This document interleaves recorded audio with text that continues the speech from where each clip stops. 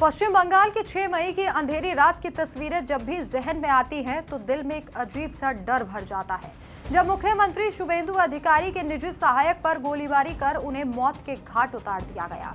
बदले की आग में अगर एक शब्द निकलता तो बंगाल फिर से शायद हिंसा की भट्टी बन जाता। सैकड़ों हजारों घर जल जाते, परिवार बर्बाद हो जाते।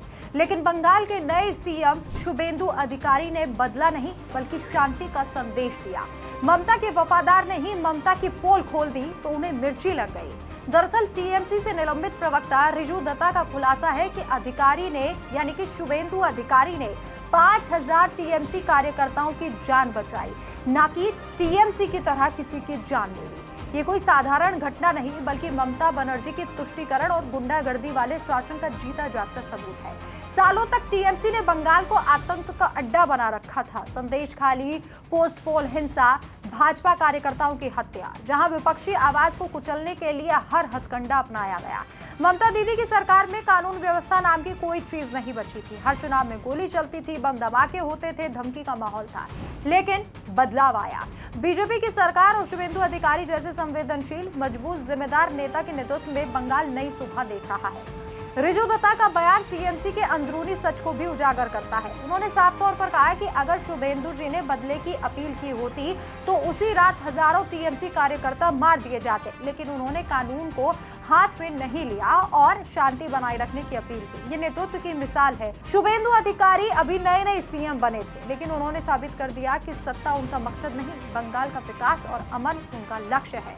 ममता बनर्जी के 14 साल आपने देखा, बंगाल में हिंसा, भ्रष्टाचार, घोटाले, बेरोजगारी, हर चीज देखी गई। भाजपा कार्यकर्ताओं पर लगातार हमले हुए, महिलाओं की सुरक्षा खतरे में रही, युवा पलायन कर रहे थे।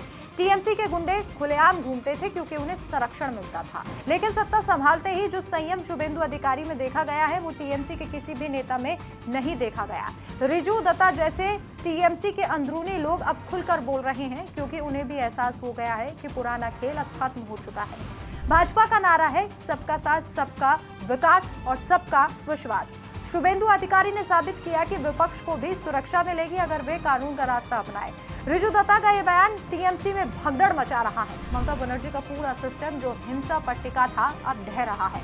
लोग देख रहे हैं कि एक तरफ शुभेंदु की शांति है और दूसरी तरफ है ममता बनर्जी का पुराना गुंडा राज। बंगाल के लोग थक चुके हैं टोल टैक्स, वसूली और डर के माहौल से। शुभेंदु अधिकारी न सिर्फ 5000 टीएमसी कार्यकर्ताओं के परिवारों का आभार के पात्र हैं, बल्कि पूरे बंगाल के उन लोगों और उन परिवारों के लिए भी हैं जो शांति चाहते थे। ये घटना साबित करती है कि बीजेपी सत्ता में आकर बदला नहीं लेती बल्कि सुधारती है। अब बंगाल के सामने दो रास्ते हैं, एक पुराना हिंसा और तुष्टीकरण का, दूसरा नया शांति, विकास और समावेशी प्रगति का।